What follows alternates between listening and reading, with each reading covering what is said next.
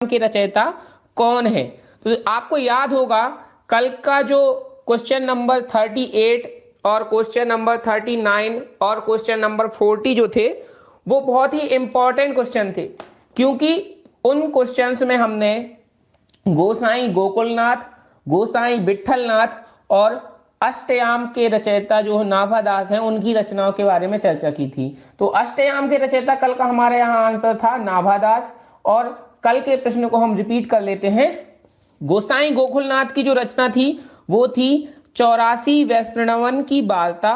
गोसाई गोकुलनाथ की रचना, ध्यान दीजिएगा, गोसाई गोकुलनाथ की रचना थी 84 वैष्णवन की वार्ता, और गोसाई विट्ठलनाथ की रचना थी श्रृंगार रस मंडन।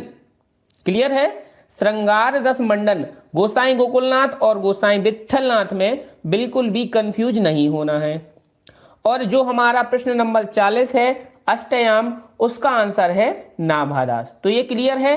अब आगे बढ़ते हैं क्वेश्चन नंबर 41 की ओर। आज का पहला प्रश्न, अभी तक तो हम कल का रिवीजन कर रहे थे, आज का हमारा पहला प्रश्न है। प्रश्न पूछ रहा है कि फोर्ट विलियम कॉलेज कहाँ स्थित था? फोर्ट विलियम कॉलेज कहाँ स्थित था? तो ये प्रश्न एक बार इससे पहले भी रिपीट हो चुका है, जल्दी से आंसर करेंगे सभी लोग। तो फोर्ट विलियम कॉलेज सबको पता है, इसका उत्तर है कलकत्ता। तो आगे बढ़ेंगे अगले प्रश्न की ओर।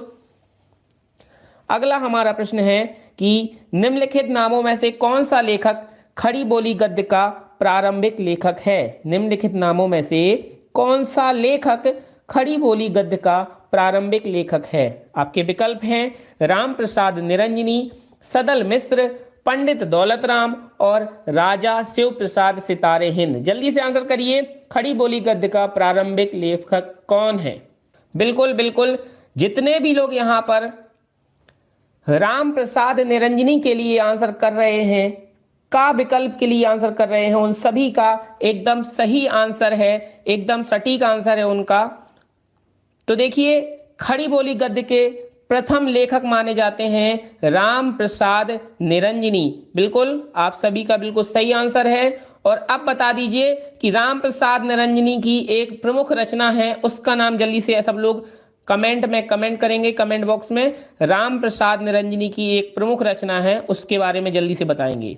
भाषा योग वासिष्ठ, रचना का नाम है भाषा योग वासिष्ठ। तो क्लियर है, राम प्रसाद निरंजनी द्वारा रचित एक बहुत ही इंपॉर्टेंट रचना है भाषा योग वासिष्ठ।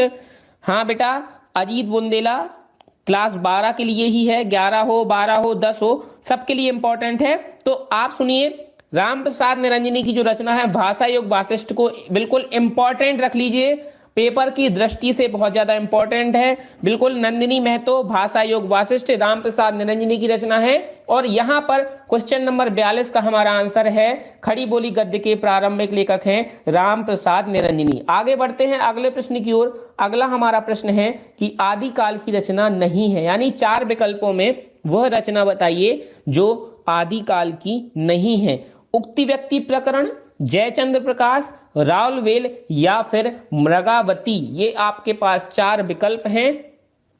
जो रचना आदिकाल की नहीं हो उसको आंसर कर दीजिए। देखिए, आदिकाल की रचना नहीं है पूछ रहा है। उक्ति व्यक्ति प्रकरण आदिकाल की रचना है, जयचंद्र प्रकाश आदिकाल की रचना है, राउलवेल आदिकाल की रचना है। ये तीनों ही रचनाएं आदिकाल की हैं। लेकिन मृगावती की अगर हम बात करें तो मृगावती आदिकाल की रचना नहीं है। ठीक है दोस्तों, मृगावती आदिकाल की रचना नहीं है।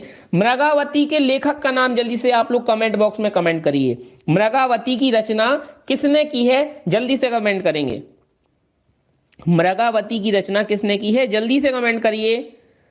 कुतुबन की रचना है मृगावती, कुतुबन लिख लीजिए अपनी कॉपी में। आगे बढ़ते हैं अगले प्रश्न की ओर। अगला हमारा प्रश्न है खड़ी बोली गद्य के विकास का प्रारंभिक युग कौन सा है? बहुत ही आसान प्रश्न है, जल्दी से आंसर करेंगे सभी लोग। खड़ी बोली गद्य के विकास का प्रारंभिक युग, यहां पर हमारा आंसर है भारतेंदु युग। सभी लोग जानते हैं कि खड़ी बोली गद्य के विकास का प्रारंभ युग भारतेंदु युग को माना जाता है। तो सभी का यहां पर बिल्कुल सही आंसर है। आगे बढ़ेंगे अगले प्रश्न की ओर। अगला हमारा प्रश्न है क्वेश्चन नंबर 45 है, निम्नलिखित में से असत्य कथन कौन सा है? प्रश्न में आपसे पूछा गया है कि निम्नलिखित में से असत्य कथन कौन सा है? जल्दी से आंसर करिए। असत्य कथन आपको देखना है, मैं पढ़ के बता देता हूं। गद्य व्याकरण सम्मत वाग्वद्य रचना है। गद्य व्याकरण सम्मत वाक्यबद्ध रचना है। गद्य प्रधानतया विचार, तर्क, चिंतन एवं विश्लेषण प्रधान होता है। गद्य में लय, यति एवं गति आदि का महत्व होता है और आज का युग गद्य प्रधान है। इसमें से जल्दी से आंसर करिए, कौन सा जो कथन है वो असत्य है? हमारा जो असत्य कथन हो जाएगा वो हो जाएगा गद्य में लय, गति, यति आदि का महत्व होता है। तो सभी लोग जानते हैं कि गद्य में लय, गति, यति का महत्व नहीं होता, बल्कि पद्य में गति, लय, यति, गति तुक सभी कुछ का महत्व हमें पद्य में देखने को मिलता है। तो इस बात को बहुत अच्छे से याद रखिएगा। पद्य में लय, गति, यति, तुक इन सभी का महत्व होता है, ये ध्यान में रखिए। अगला हमारा प्रश्न है, क्वेश्चन नंबर 46 है, निम्नलिखित में से कौन सी रचना जटमल कवि की है? जल्दी से आंसर करिए। नासिकेतोपाख्यान, गोरा बादल की कथा, चंद छंद वर्णन की महिमा या फिर नील देवी? जल्दी से आंसर करेंगे।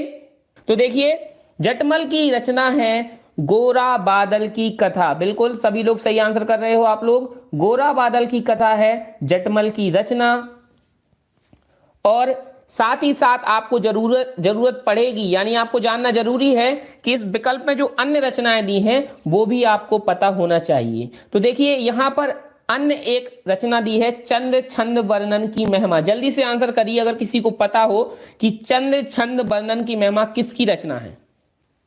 चंद छंद वर्णन की महिमा किसकी रचना है? जल्दी से आंसर करेंगे। भैया ये वाला आपका क्वेश्चन हो गया है, जटमल की रचना है गोरा बादल की कथा, लेकिन अब आपको आंसर करना है कि चंद छंद वर्णन की महिमा किसकी रचना है। तो कवि गंग की रचना है, कवि गंग की रचना है चंद छंद वर्णन की महिमा। मैं लिख देता हूं, कवि गंग की रचना है, या फिर इनको गंग कवि भी कहा जाता है। ध्यान दीजिएगा, इनको गंग कवि भी कहा जाता है। कवि गंग भी बोल देते हैं या गंग कवि भी बोल देते हैं। तो ध्यान रखिएगा, चंद छंद वर्णन की महिमा। और सबसे प्राचीन गद्य, यानी जो चंद छंद वर्णन की महिमा है वो सबसे पहली गद्य रचना है, प्रथम गद्य रचना। इस तरह से भी आपसे प्रश्न पूछ सकता है कि प्रथम गद्य रचना का नाम बताइए, तो प्रथम गद्य रचना का नाम भी है चंद छंद वर्णन की महिमा। तो क्लियर है, यहां पर हमारा आंसर जो 46 नंबर के लिए है वो है गोरा बादल की कथा।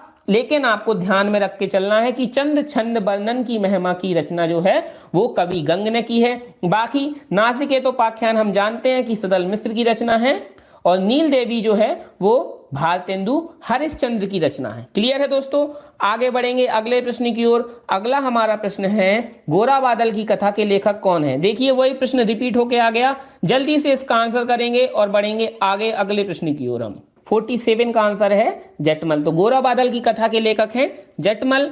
आगे बढ़ते हैं अगले प्रश्न की ओर। अगला हमारा प्रश्न है, प्रेम सागर के रचनाकार हैं। प्रेम सागर के रचनाकार कौन हैं? सदल मिश्र हैं, पंडित लल्लू लाल हैं, इंसा अल्लाह खान हैं या फिर सदा सुख लाल हैं? जल्दी से आंसर करेंगे। प्रश्न नंबर 48 के लिए जल्दी से सभी लोग आंसर करें।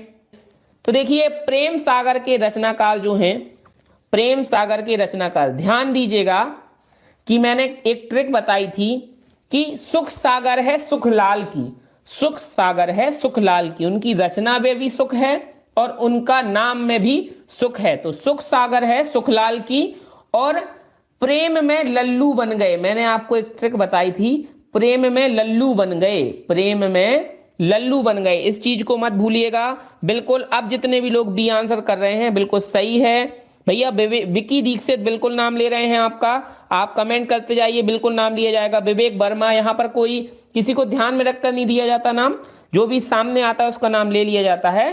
तो देखिए प्रेम सागर के जो रचनाकार हैं वो लल्लू लाल हैं। ध्यान दीजिएगा, गलत मत करिएगा। प्रेम सागर के रचनाकार हैं लल्लू लाल। क्वेश्चन नंबर 48 का हमारा सही आंसर है लल्लू लाल। और सुख सागर के रचना आप जानते ही हैं, सदा सुख लाल हैं।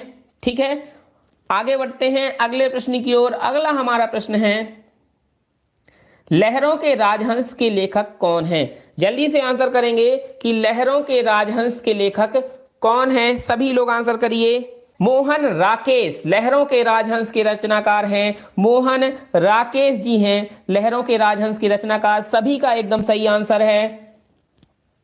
आगे बढ़ते हैं अगले प्रश्न की ओर। उसके पहले मैं आपको बता दूं, यदि आप मोहन राकेश की कुछ रचनाएं नोट करना चाहते हैं तो जल्दी से कॉपी में नोट कर लीजिए। कुछ रचनाएं जो बहुत ज्यादा परीक्षा की दृष्टि से इंपॉर्टेंट है, मैं आपको बताता हूं। मोहन राकेश की रचनाएं हैं, इनके 2 नाटक हैं जो आपको बहुत अच्छे से याद रखना है। आषाढ़ का एक दिन और आधे अधूरे, जिसमें से आधे अधूरे बहुत बार बार बार बार पूछा जाता है। आधे अधूरे मोहन राकेश का प्रमुख नाटक है, साथ ही साथ आषाढ़ का एक दिन। और इनका एक बहुत ज्यादा प्रमुख उपन्यास भी है जिसका नाम है अंधेरे बंद कमरे। क्या नाम है? अंधेरे बंद कमरे। बिल्कुल ध्यान रखिए। हाँ बिल्कुल, हेमसिंह शाक्य आधे अधूरे, बिल्कुल आधे अधूरे इनका प्रमुख नाटक है और इनका प्रमुख उपन्यास है अंधेरे बंद कमरे। आगे बढ़ते हैं अगले प्रश्न की ओर। अगला हमारा प्रश्न है, प्रश्न नंबर 50 है, भारत दुर्दशा रचना है। बताइए भारत दुर्दशा किसकी रचना है? जयशंकर प्रसाद की है, राम कुमार वर्मा की है, भारतेंदु हरिश्चंद्र की है, या फिर श्याम सुंदर दास की है? जल्दी से आंसर करेंगे। भारत दुर्दशा किसकी रचना है? बहुत अच्छे, भारत दुर्दशा रचना है भारतेंदु हरिश्चंद्र जी की। तो क्वेश्चन नंबर 50 का हमारा सही आंसर हो जाएगा भारतेंदु हरिश्चंद्र। और जैसा कि आप लोग जानते होंगे, कुछ रचनाएं भारतेंदु हरिश्चंद्र की जो बार बार आपके पेपर में रिपीट होती हैं, उनमें से रचनाएं मैं आपको बता रहा हूं, उनको आप नोट करिए। वो रचनाएं हैं अंधेर नगरी, सत्य हरिश्चंद्र, अभी मैंने कुछ देर पहले बताया था एक रचना थी नील देवी, इसके अलावा श्री चंद्रावली, वैदिकी हिंसा हिंसा ना भवती, और सत्य हरिश्चंद्र, अंधेर नगरी, श्री चंद्रावली, नील देवी, भारत दुर्दशा, ये सभी की सभी रचनाएं, प्रेम माधुरी, ये सभी रचनाएं भारतेंदु हरिश्चंद्र जी की हैं। अब आगे बढ़ते हैं अगले प्रश्न की ओर। प्रश्न पूछ रहा है कि श्री चंद्रावली नामक नाटक के लेखक कौन है? भैया श्री चंद्रावली नामक नाटक के लेखक कौन है? अगर अभी ध्यान से सुना होगा तो आंसर पता होगा।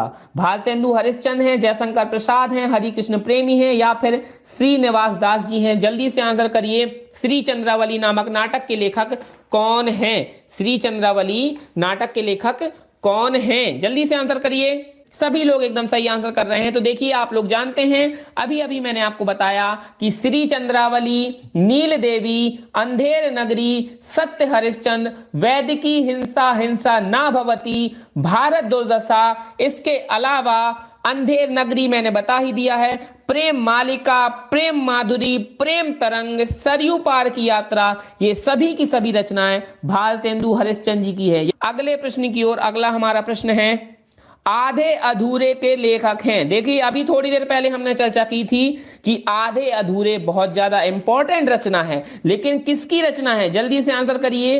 किसकी रचना है आधे अधूरे? हरिशंकर परसाई की है, मोहन राकेश की है, राम रचबेनीपुरी की है, या फिर कन्हैया लाल मिश्र प्रभाकर की रचना है? जल्दी से आंसर करिए। आधे अधूरे किसकी रचना है? मोहन राकेश, आधे अधूरे के रचनाकार हैं मोहन राकेश। मोहन राकेश का एक प्रमुख नाटक है आधे अधूरे, जो कि उन्होंने नाटक विधा में लिखा है। इसके अलावा मैंने आपको अभी आषाढ़ का एक दिन और लहरों के राजहंस भी मोहन राकेश के बारे में बता दिया था कि ये दोनों भी उनके नाटक हैं। और इनका प्रमुख उपन्यास मैंने बताया था कि अंधेरे बंद कमरे मोहन राकेश का प्रमुख उपन्यास है। अब आगे बढ़ते हैं अगले प्रश्न की ओर। अगला हमारा प्रश्न है, सूतपुत्र नाटक के रचनाकार कौन है? पूछ रहा है, जल्दी से आंसर करिए। सूतपुत्र नाटक के रचनाकार कौन है? डॉक्टर गंगा सहाय प्रेमी हैं, जयशंकर प्रसाद हैं, विष्णु प्रभाकर हैं, या फिर हरिकृष्ण प्रेमी है? जल्दी से आंसर करिए। सूत्रपुत्र नाटक के रचनाकार हैं डॉक्टर गंगा सहाय प्रेमी। डॉक्टर गंगा सहाय प्रेमी सूत्रपुत्र नाटक के रचनाकार हैं। अब आगे बढ़ेंगे अगले प्रश्न की ओर। अगला हमारा प्रश्न है, रेल का विकट खेल। भैया बहुत इंपॉर्टेंट रचना है, आगे आप शायद कंपटीशन वगैरह में कभी आगे जाएंगे 12th के बाद, तो ये रचना आपको बार बार मिलने वाली है। रेल का विकट खेल के रचयिता कौन है? भारतेंदु हरिश्चंद्र हैं, बालकृष्ण भट्ट हैं, डॉक्टर राम कुमार वर्मा हैं, या फिर जयशंकर प्रसाद हैं? जल्दी से आंसर करिए। रेल का विकट खेल के रचनाकार कौन है? तो रेल का विकट खेल के रचयिता जो हैं वो हैं बालकृष्ण भट्ट जी, बालकृष्ण भट्ट जी। और जल्दी से आंसर करके बता दीजिए जो हमने अभी पुरानी क्लासेस में चर्चा की हुई है कि बालकृष्ण भट्ट की पत्रिका का नाम। जल्दी से कमेंट बॉक्स में कमेंट करके बताएंगे लोग, सभी लोग बताएंगे बालकृष्ण भट्ट की पत्रिका का नाम। बालकृष्ण भट्ट की पत्रिका का नाम है हिंदी प्रदीप। आगे बढ़ते हैं अगले प्रश्न की ओर। अगला प्रश्न है लहरों के राजहंस कृति का संबंध गद्य की किस विधा से है? प्रश्न में यह पूछा गया है कि गद्य की किस विधा से संबंधित है लहरों के राजहंस, आपको उसकी विधा बतानी है। क्या रिपोर्टाज है, या फिर नाटक है, या फिर संस्मरण है, या फिर आत्मकथा है? जल्दी से बताइए कौन सी विधा की रचना है और किसकी रचना है, ये भी कमेंट में जल्दी से आप लोग बता देंगे। किसकी रचना है लहरों के राजहंस? लहरों के राजहंस नाटक विधा की रचना है और इसके रचनाकार हैं मोहन राकेश जी। आगे बढ़ेंगे अगले प्रश्न की ओर। अगला प्रश्न है संयोगिता स्वयंवर कृति है, किसकी रचना है? कृति मतलब रचना, तो संयोगिता स्वयंवर किसकी रचना है प्रश्न में पूछ रहा है। आपके विकल्प हैं श्याम सुंदर दास जी की, श्रीनिवास दास जी की, पद्म सिंह शर्मा जी की, या फिर बालकृष्ण भट्ट की। किसकी रचना है संयोगिता स्वयंवर? सही है, संयोगिता स्वयंवर लाला श्रीनिवास दास जी की रचना है। इनका पूरा नाम है लाला श्रीनिवास दास। श्रीनिवास दास के आगे लाला भी इनके नाम में हमें देखने को मिलता है। तो लाला श्रीनिवास दास जी की रचना है संयोगिता स्वयंवर। अच्छा ये बताइए कि लाला श्रीनिवास दास जी ने हिंदी का प्रथम उपन्यास लिखा था, यानी कि जो पहला उपन्यास विधा में रचना लिखी गई थी वो लाला श्रीनिवास दास जी द्वारा ही लिखी गई थी। उसका नाम बता दीजिए जल्दी से कि लाला श्रीनिवास दास जी ने हिंदी का प्रथम उपन्यास जो कि है परीक्षा गुरु, वो लाला श्रीनिवास दास जी द्वारा लिखा गया था। परीक्षा गुरु, इसको नोट डाउन कर लीजिएगा, आपके लिए बहुत ज्यादा इंपॉर्टेंट होता है क्वेश्चन, क्योंकि आपके पेपर में ये क्वेश्चन बार बार पूछा जाता रहता है। तो हिंदी का प्रथम नाटक, देखिए प्रश्न आ गया अब हिंदी का प्रथम नाटक। हिंदी का प्रथम नाटक कौन सा है? जल्दी से आंसर करेंगे। सती प्रताप है, आजाद शत्रु है, स्कंदगुप्त है, या फिर नहुस है?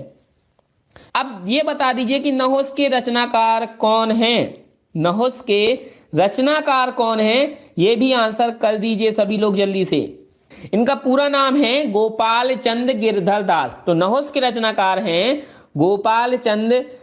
हिंदी के प्रथम नाटक नहुस के रचनाकार हैं गोपाल चंद्र गिरधर दास। देखिए, और इसके अलावा मैं आपको बताना चाहूंगा हिंदी की प्रथम कहानी है इंदुमती, और उसके रचनाकार हैं किशोरीलाल गोस्वामी। उसको नोट कर लीजिएगा, हिंदी की प्रथम कहानी है इंदुमती और उसके रचनाकार हैं किशोरीलाल गोस्वामी। हिंदी का प्रथम उपन्यास मैंने अभी आपको बता दिया था कि परीक्षा गुरु है, उसकी रचनाकार लाला श्रीनिवास दास है, पिछले वाले प्रश्न में बता दिया था। हिंदी का प्रथम नाटक हमने अभी पढ़ लिया कि नहुस है और उसके रचनाकार गोपाल चंद गिरधर दास हैं। और इसके अलावा एक प्रश्न और आपसे बार बार पूछा जाता है, वो है हिंदी का प्रथम यात्रा वृतांत। हिंदी का प्रथम यात्रा वृतांत किसने लिखा है? तो हिंदी का प्रथम यात्रा वृतांत लिखा है भारतेंदु हरिश्चंद्र जी ने, और उनकी रचना का नाम है सरयू पार की यात्रा। ये चार प्रश्न हैं जो बार बार आपसे पूछ लेता है। हिंदी का प्रथम उपन्यास, हिंदी का प्रथम नाटक, हिंदी की प्रथम कहानी और हिंदी का प्रथम यात्रा वृतांत। तो ये चारों चीज आप अपनी कॉपी में नोट डाउन कर लीजिए, और इसमें very very very very most important आप इसको टिक कर सकते हैं, क्योंकि ये चारों चीज बार बार आपसे प्रश्न पेपर में आपसे पूछ लेता है, इसलिए आपके लिए बहुत ज्यादा इंपॉर्टेंट है, मोस्ट इंपॉर्टेंट इसको आप मान के चल सकते हैं। आगे बढ़ेंगे अगले प्रश्न की ओर। अगला हमारा प्रश्न है निम्नलिखित में से नाटक है।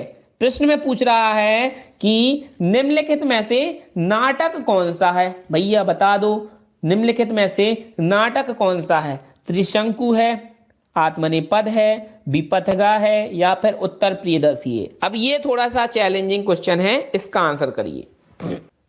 नाटक जो यहां पर इन रचनाओं में से जो नाटक है वो है उत्तर प्रियदर्शी। ध्यान दीजिएगा, तो उत्तर प्रियदर्शी नाटक विधा की रचना है, और इसके जो रचनाकार हैं वो हैं सच्चिदानंद हीरानंद वात्स्यायन अज्ञेय जी। इतना बड़ा नाम है उनका। तो उत्तर प्रियदर्शी के रचनाकार हैं सच्चिदानंद, हीरानंद, वात्स्यायन, अज्ञेय। इनको हम शॉर्ट नाम अज्ञेय के नाम से भी जानते हैं। तो ध्यान रखिएगा, मैंने आपको बता दिया नॉलेज के लिए कि अज्ञेय की रचना है उत्तर प्रियदर्शी। ठीक है, आगे बढ़ते हैं अगले प्रश्न की ओर। अगला हमारा प्रश्न है, निम्नलिखित में से कौन सी रचना नाटक है? फिर से पूछ रहा है कि कौन सी रचना नाटक है। सन्नाटा है, या फिर निंदा रस है, या फिर गरुण ध्वज है, या फिर राष्ट्र का स्वरूप। जल्दी से आंसर करिए, कौन सी रचना नाटक है? ध्यान दीजिए, गरुण ध्वज जो है वो नाटक विधा की रचना है। क्वेश्चन नंबर 59 के लिए आपका सही आंसर है गरुण ध्वज। तो आप आंसर करके ये और बता दीजिए कि गरुण ध्वज किसकी रचना है। जल्दी से आंसर कर दीजिए, गरुण ध्वज किसकी रचना है? गरुण ध्वज लक्ष्मी नारायण मिश्र की रचना है। लक्ष्मी नारायण मिश्र, ध्यान रखिए, गरुण ध्वज जो रचना है वो लक्ष्मी नारायण मिश्र जी की रचना है और यह एक नाटक विधा की रचना है। आगे बढ़ते हैं अगले प्रश्न की ओर। अगला हमारा प्रश्न है, निम्नलिखित में से नाटक कौन सा है? फिर से वही प्रश्न, उसी तरह से उसी पैटर्न पर प्रश्न पूछा गया है कि चारों रचनाओं में नाटक कौन सा है, आंसर करिए। तो देखिए, चंद्रगुप्त नामक नाटक के जो रचनाकार हैं वो है जयशंकर प्रसाद जी। जयशंकर प्रसाद जी आपके चंद्रगुप्त नामक नाटक के रचनाकार हैं और यहाँ पर हमारा सही विकल्प, बिल्कुल सही, सब लोग सही आंसर कर रहे हैं, चंद्रगुप्त है। इसके अलावा जयशंकर प्रसाद जी की कुछ अन्य रचनाएं हैं जो मैं आपको बता देता हूं, आप उनको नोट डाउन कर लीजिए।